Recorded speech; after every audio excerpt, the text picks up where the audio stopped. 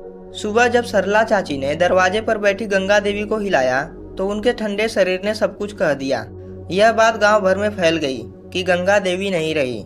लेकिन गांव वालों की सबसे बड़ी चिंता यह थी कि अरविंद को कौन बताएगा कि उसकी माँ अब इस दुनिया में नहीं रही। सुनील काका ने कांपते हाथों से फोन उठाया और अरविंद को कॉल किया। हेलो अरविंद। हाँ काका बोलिए। बेटा, तुम्हारी माँ अब इस दुनिया में नहीं रही। फोन के दूसरी ओर कुछ देर खामोशी छाई रही। फिर अरविंद की आवाज आई।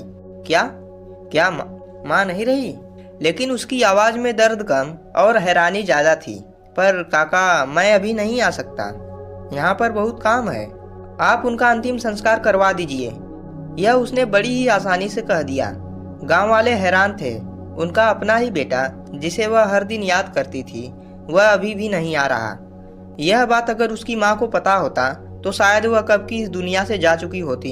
लेकिन बेटे के आने की उम्मीद ने उन्हें इतने वर्षों तक जीवित रखा। गंगा देवी की अर्थी उठी और पूरा गांव उनकी अंतिम यात्रा में शामिल हुआ। पर जिसका इंतजार उन्होंने सालों से किया, वही उनके अंतिम सफर में नहीं आया। चिता जलने लगी। गांव वाले सिर झुकाए खड़े थे, लेकिन आसमान से हल्की हल्की बूंदाबांदी होने लगी, जैसे खुद भगवान भी इस माँ के दर्द पर रो रहे हों। 3 दिन बाद अरविंद गांव पहुंचा। घर के अंदर घुसते ही उसकी नजर उस खाली खाट पर पड़ी जहां उसकी माँ बैठा करती थी। अब इस घर में केवल सन्नाटा था। सामान बिखरे पड़े थे। उसने दीवार पर टंगी माँ की तस्वीर देखी, जिसके चारों ओर माला पड़ी थी। अब उसे माँ की कमी का एहसास हो रहा था।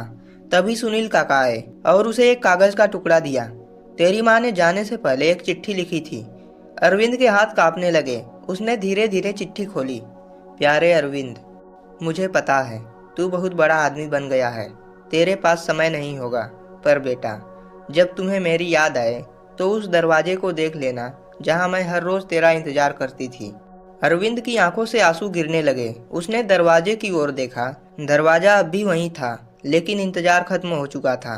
अरविंद के हाथों में अब भी माँ की आखिरी चिट्ठी थी। शब्द धुंधले हो रहे थे क्योंकि उसकी आंखों से लगातार आंसू गिर रहे थे। उसने कांपते हाथों से चिट्ठी के आखिरी शब्द पढ़े। जब तुम्हें मेरी याद आए तो उस दरवाजे को देख लेना जहां मैं हर रोज तेरा इंतजार करती थी। अरविंद की नज़र उस पुराने लकड़ी के दरवाजे पर गई जहां पर उसकी माँ हर दिन बैठा करती थी। अब वहां सिर्फ खालीपन था। न माँ थी, न उनकी आवाज। बस एक सूनापन था जो अरविंद के दिल को चीर रहा था। अरविंद अपनी जगह से उठकर उस दरवाजे तक गया। उसने कांपते हाथों से दरवाजे को छुआ और जैसे ही उसका हाथ वहां पर पड़ा, आंखों के सामने अतीत का हर लम्हा घूम गया।